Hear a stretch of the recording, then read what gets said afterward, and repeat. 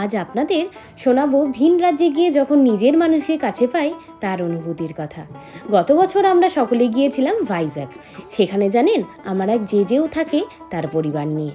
যখন শুনতে পেলেও আমরা বেড়াতে যাচ্ছি, জেম্মা জেজে ফোনে বলেই দিল এখানে একদিন আসতেই হবে তোদের। তাদের কথা ফেলবো কী করে, চলে গিয়েছিলাম প্রথম দিনই। গিয়ে তো অবাক, এত সুন্দর জায়গায় থাকে তারা, চারিদিকে পাহাড়ে ঘেরা। শুনলাম সকালের দৃশ্য নাকি আরও পাগল করে দেওয়ার মতো।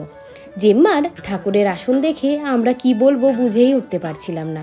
তার উপর অপরূপ ছাদ বাগান দেখে পাগল হয়ে গেছি।